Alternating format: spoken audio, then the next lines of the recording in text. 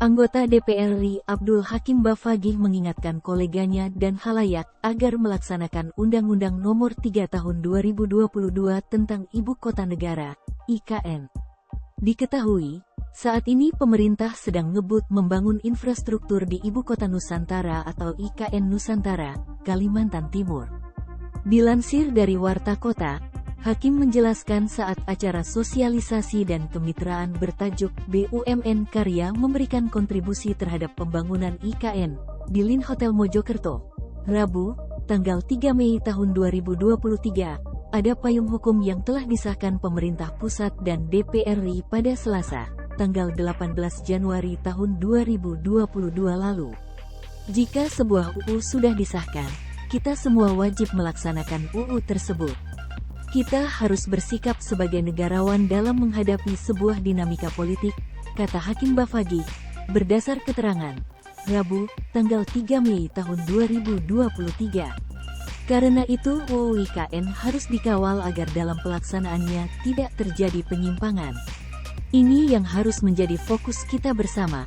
UU harus ditegakkan, sambung anggota Komisi DPR RI ini. Menurutnya, pembahasan RUU IKN hingga proses pengesahannya dilalui dinamika yang cukup beragam. UU tersebut telah melewati perjalanan panjang, bahkan pada saat rapat paripurna DPR, dinamika penolakan tetap terjadi. Ibu Kota Nusantara, IKN, menuai pro dan kontra, mengingat beratnya beban DKI Jakarta saat ini. Karena itu, pada awal Januari tahun 2022, pemerintah kemudian mengumumkan Nusantara sebagai nama ibu kota baru Republik Indonesia.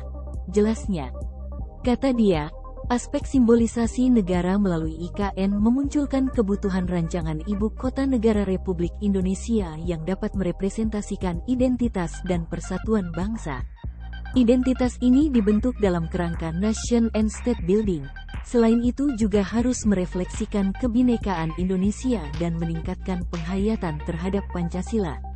Membangun dan menata kembali ibu kota negara tentunya memerlukan konsep yang matang dan didasari pada visi jangka panjang suatu bangsa. Pengembangan ibu kota baru biasanya dikaitkan dengan perkembangan isu-isu pembangunan kota dan kebutuhan bangsa yang mendasari pertimbangan pemindahan ibu kota tersebut, ungkapnya. Hakim mengatakan, ide untuk melakukan pemindahan IKN bukanlah tanpa sebab, bahkan sebenarnya ide tersebut sudah muncul dari beberapa presiden sebelumnya. Seperti yang pernah disampaikan oleh Presiden pertama Republik Indonesia Soekarno, yang mana pada tahun 1957 Presiden menggagas pemindahan ibu kota negara ke Palangkaraya, saat meresmikan kota tersebut sebagai ibu kota Kalimantan Tengah. Kemudian ide pemindahan ibu kota negara juga pernah disampaikan oleh Presiden kedua Republik Indonesia, Soeharto. Bahkan pada 1997, Presiden Soeharto mengeluarkan Kepres Nomor 1 Tahun 1997 tentang koordinasi pengembangan kawasan Jonggol sebagai kota mandiri. Hal ini dimaksudkan untuk pusat pemerintahan. Dia menambahkan, Presiden ke-6 RI Susilo Bambang Yudhoyono, SBY, pada 2013 juga menyampaikan beberapa skenario soal kepindahan IKN.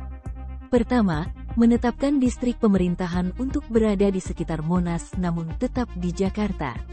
Kedua, memindahkan ibu kota ke wilayah yang dekat dengan Jakarta berjarak antara 50-70 km, dan ketiga, memindahkan ibu kota ke luar Pulau Jawa. Pembangunan IKN ini sendiri merupakan bagian dari strategi untuk pemerataan pembangunan di Indonesia, yang selama ini sangat terkonsentrasi di Pulau Jawa. Selain itu, IKN juga membantu kondisi Jawa atau Jakarta telah mengalami tekanan yang sangat besar terhadap daya dukung lingkungan yang harus dijaga keberlanjutannya, jelasnya.